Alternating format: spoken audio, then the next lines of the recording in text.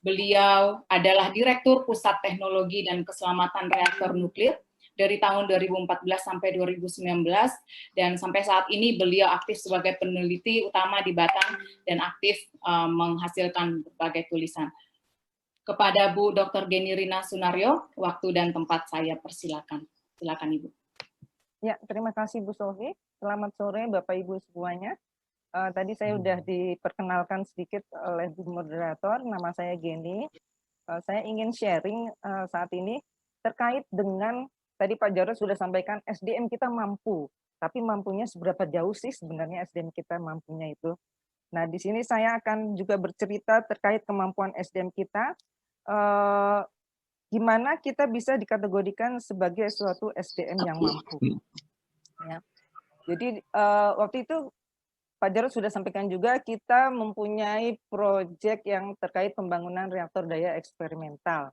Maunya turnkey, tapi kemudian saya juga berpikir sebagai yang diberi amanah pada saat itu, kalau kita hanya turnkey, kemudian kita mengevaluasi desainnya, apakah kita mampu sebenarnya SDM Batan ini? Ya kan, itu menjadi pertanyaan.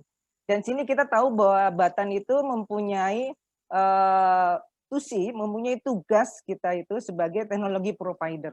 Artinya sebenarnya menghasilkan sesuatu ya. Kemudian kita sebagai TSO, Technical Support Organization, kalau ditanya kita harus bisa menjawab. Tapi sejauh mana kita bisa menjawabnya itu yang menjadi tantangan juga pada saat itu yang saya pikirkan. Kemudian kita juga sebagai clearing house. Nah ini kalau kita hanya bisa mengevaluasi desain orang lain gitu ya. Terus apa sih yang dibanggakan kita? Apa kita bisa? Apa hasil evaluasi kita itu dilirik juga oleh yang mempunyai desain? Kan enggak menurut saya.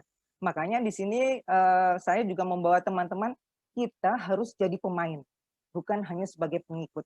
Bukan hanya mengevaluasi desain orang lain, yang belum tentu juga mereka mengapresiasi. Ya kan? Karena desainnya bukan desain kita gitu ya. Kita hanya bisa mengkomentari saja.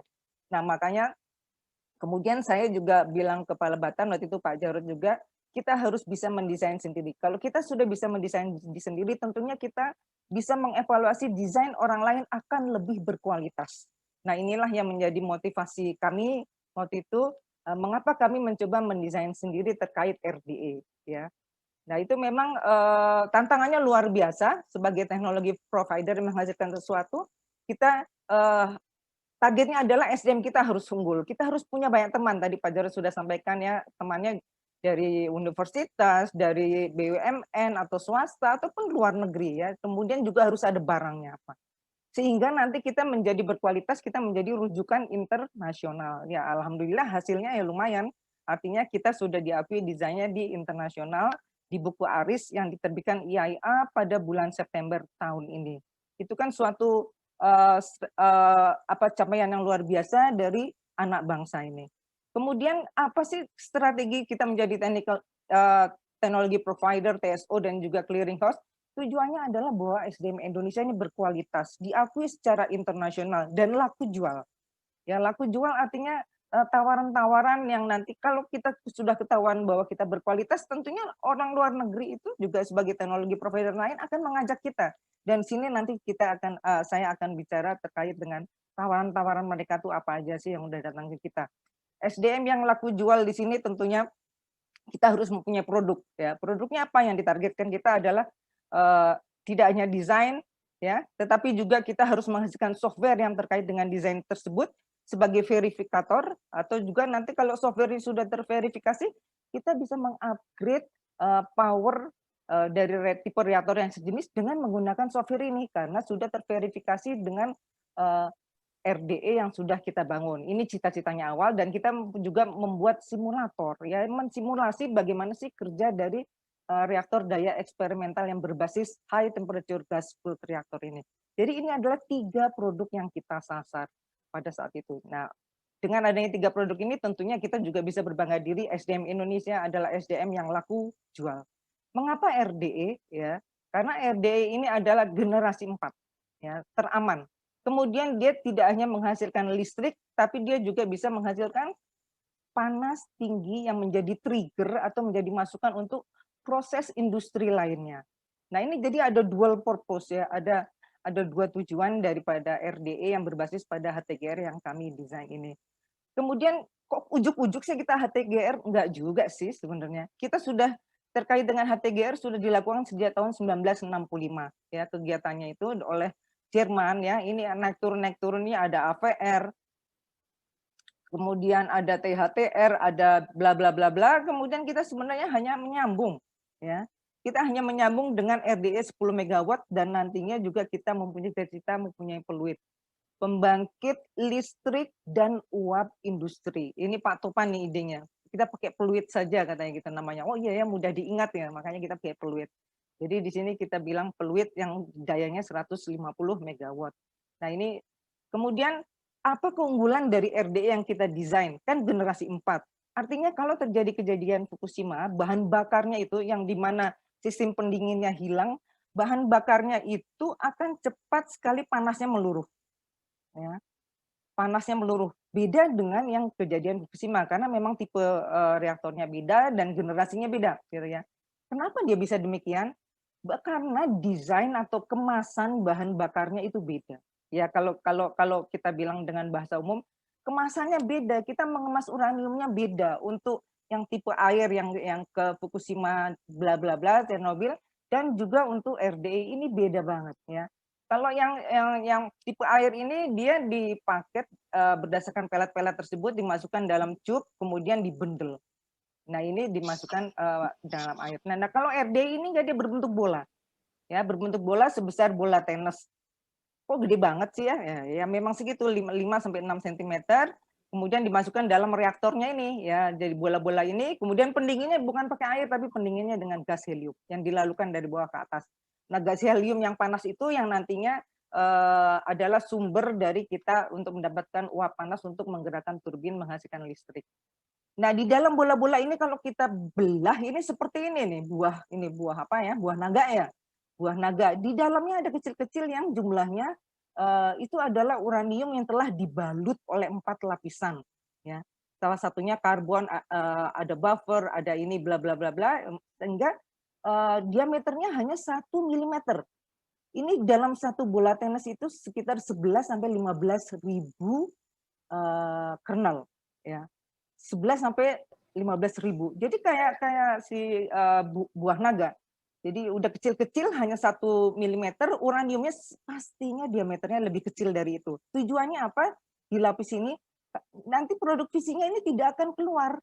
Ya, keluar dari yang 1 mili itu. Sudah 1 mili dipres lagi banyak, dilapisi karbon bla bla bla menjadi sebola tenis lebih aman lagi. Jadi artinya produk-produk visi produk belahnya itu tidak akan keluar ke lingkungan. Jadi super aman, makanya generasi 4 ya. Kemudian ini saya akan memberikan ini generasi 1, 2, 3, 3 plus dan 4 ini biasanya dikategorikan seperti itu. Apa sih generasi-generasi ini sampai 4? Artinya desain reaktornya makin lama makin aman. Chernobyl generasi 1, kemudian Fukushima generasi 2, dan yang akan kita bangun kalau komersial di PLT di Kalimantan ataupun RDI adalah generasi 4. Ada juga yang bilang sebagai generasi 13. Jadi generasi terakhir yang lebih aman. Kelebihannya apa? Ya, RDE ini mempunyai tujuan ganda. Selain listrik juga menghasilkan uap, dia generasi 4, tidak dibutuhkan evakuasi. Artinya kalau kejadian kayak Fukushima, karena memang kemasan dari uraniumnya itu luar biasa, ya. Artinya sebenarnya kalau dihitung-hitungan ya paling 300 meter dari sumber kita harus evakuasi, tapi sebenarnya dia digelundungin gitu aja juga tidak akan membahayakan masyarakat sekitar. Jadi tidak diperlukan evakuasi. Apalagi panasnya mudah meluruh ya, karena desain kemasan uraniumnya itu beda. Kemudian RDE ini bersih tentunya, kalau PLTN itu bersih semuanya ya. Dan juga dia sebentar lagi menjadi proven. Karena apa? Karena ada HTRPM ya. Karena ada HTRPM yang di ini tahun depan mudah-mudahan bisa beroperasi, nah kita menjadi proven ya, teknologi yang proven. Kemudian dia masuk mikro karena 10 megawatt, listriknya 3 megawatt, ini sangat baik untuk ditempatkan kalau di Indonesia adalah Indonesia Timur untuk sebagai sumber daya listrik untuk smelter dan lain-lain. Kemudian bedanya dengan PLTU apa sih? Nah ini sebenarnya banyak pertanyaan. PLTU dan PLTN ini sebenarnya hanya kompor saja yang menghasilkan suatu uap panas, menggerakkan turbin, menghasilkan listrik. Ya ini kalau ini PLT batu bara dengan membakar batu bara, kalau PLTN menggunakan berbasis pada reaksi inti ya uranium. Nah, bedanya hanya di situ. Jadi komponen saja. Nah, lainnya ini yang kita sebut sebagai non-nuclear island-nya sama. Makanya kita juga dalam desain bekerja sama dengan BUMN karena BUMN ini dia sudah profesional terkait dengan PLTU. Yang sekitar ya menurut saya sih 60% lebih itu mereka udah kuasai. Makanya kita kalau bekerja sama, Batan hanya tinggal fokus di nuclear island-nya aja gitu. Ini tipe PWR, pressurized water reactor, kemudian ada lagi tipe BWR ya. Nah, ini BWR hanya satu saja itu tipe reaktor dan kalaupun RDE, RDE juga hanya menyeklek aja di sini menggantikan ini. Ya, yang lainnya adalah sama. Nah, itu bahasa mudahnya. Kemudian strateginya apa? Kita mendesain 10 megawatt, kemudian nanti dengan peluit 150 nantinya akan menjadi PLTN merah putih yang modular. Ini cita-cita kita upaya menuju kemandirian pembangunan PLTN di Indonesia. Nah, kalau yang 150 megawatt ini kita mendesain kerjasama dengan Tsinghua University dan kita juga menganalisis peta manufaktur, makanya kita sudah juga mengelis sebenarnya BUMN atau swasta mana sih yang sudah bisa meng-afford kalau kita mempunyai PLTN, kemudian juga regulasinya seperti apa yang diingin Bapeten dan lain sebagainya. Tapi dengan adanya RDI ini kita duduk bersama dengan Bapeten pun juga belajar teknologi yang terkait dengan HTGR ini bersama-sama dengan kita.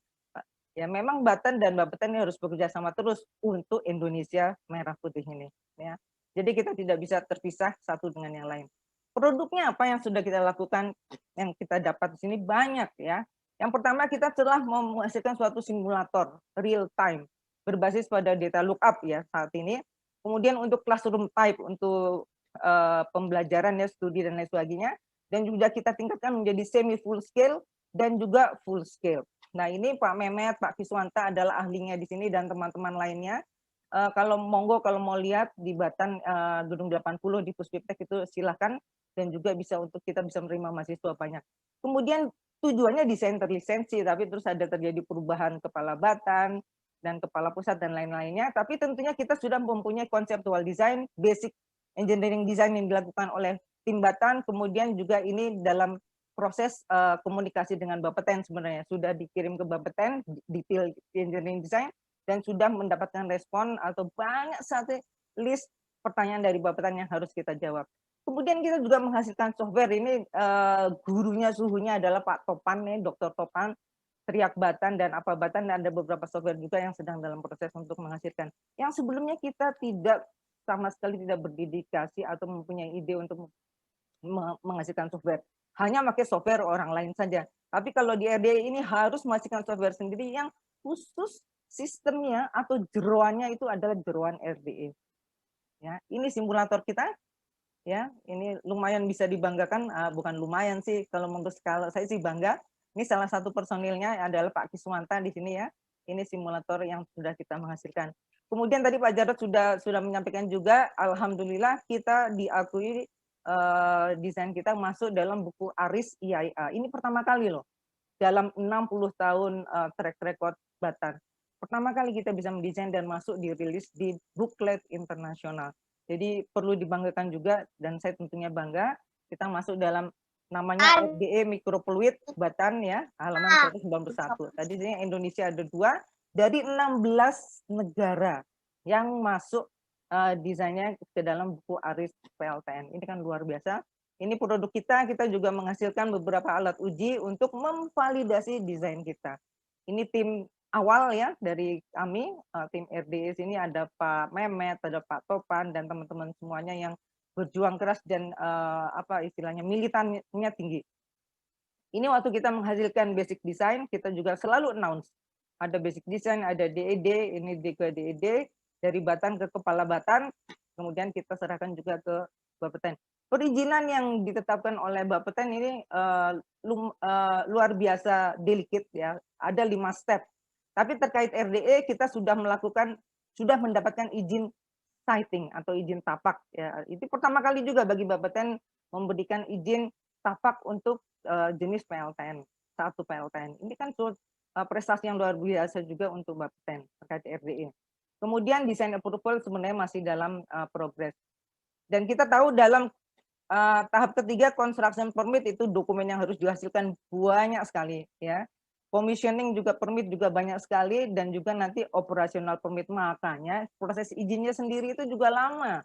Bisa lebih dari 7 tahun, tapi menurut saya kalau semakin banyak lesson learn atau pembelajaran Bapeten terhadap misalnya sekarang baru RDE, nanti apa-apa dan lain sebagainya, tentunya SDM Bapeten juga makin canggih, makin smart, dan proses dari perizinan itu bisa makin pendek, makin cepat.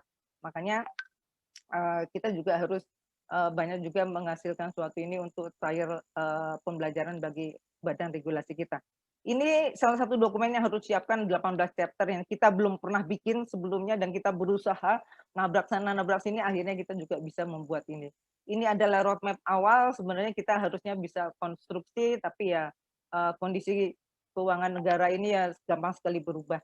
Dedicated-nya untuk apa? Dedicated untuk Indonesia Timur yang membutuhkan power yang kecil. Kecuali kalau nanti ada 150 megawatt modular, mungkin kita bisa mengisi juga di daerah yang padat untuk PLTN Indonesia. Lokasi awalnya ada di Serpong, ya, udah mendapatkan izin dari Bapeten, habisnya 2021, jadi tahun depan habis.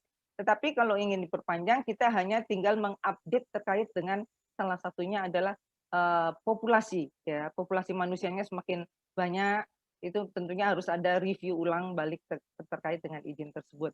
Nah, ini adalah hasil yang sudah kita dapat. Terakhir adalah ARIS IAA 2020. Ini yang sudah kita hasilkan lumayan banyak dan bisa dibanggakan.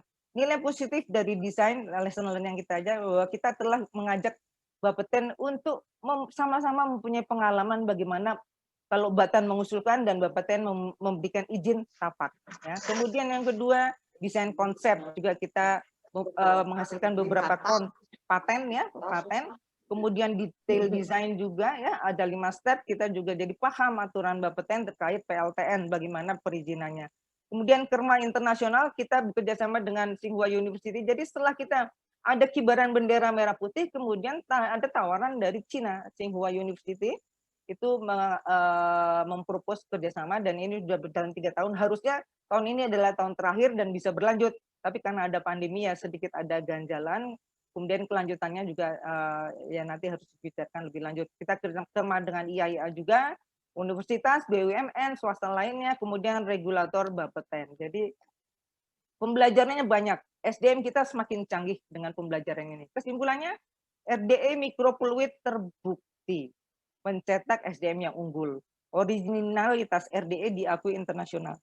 Dan juga dengan adanya proyek RDE ini, kualitas tulisan ilmiah kita itu semakin canggih.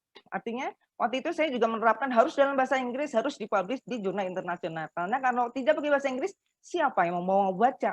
Dunia internasional nggak akan bisa baca. Dan kita tidak terrekognisi oleh internasional bahwa kita melakukan kegiatan desain dan lain sebagainya. Nah, alhamdulillah strategi ini, artinya proyek perubahan yang terkait strategi ini berhasil. Dan saat ini Sinta Index dari rekan-rekan juga langsung terdongkrak dengan pesat yang ikut ke proyek RDE ini loh ya. Berarti kita sudah pecah telur untuk Indonesia sebagai teknologi provider ya, masuk dalam ARIS. Kemudian salah satu pembelajaran yang paling penting adalah kita harus bekerja di dalam teamwork, bukan sendirian. Proyek RDE ini selanjutnya siogianya harusnya dilanjutkan lebih sampai kita bisa membangun, karena nantinya SDM Indonesia bukan saja SDM yang hanya bisa mendesain atau mengevaluasi desain orang lain, tapi kita juga bisa membangun, mengoperasikan, kemudian mereview balik desain yang kita buat. Maka kita akan semakin canggih. Nah, dari situlah kemudian kita akan dengan mudah bisa mendesain desain kedua, ketiga, keempat, dan selanjutnya seperti Amerika itu. Dia desainnya luar biasa banyak, dan Rusia juga seperti itu. Kemudian SDM unggul, karena SDM kita semakin unggul karena bisa cipta desain. Dan cipta desain ini kita bisa menghasilkan SDM yang nantinya menjadi evaluator yang lebih berkualitas dan dipercaya. Dan terakhir, penerimaan masyarakat Indonesia terhadap PLTN tentunya saya yakin akan meningkat. Dan hasilnya, nuclear power, yes please. Ya. Terima kasih Bu Sofi. Wassalamualaikum warahmatullahi wabarakatuh. Waalaikumsalam warahmatullahi wabarakatuh. Terima kasih Bu Geni untuk pemaparan yang diberikan.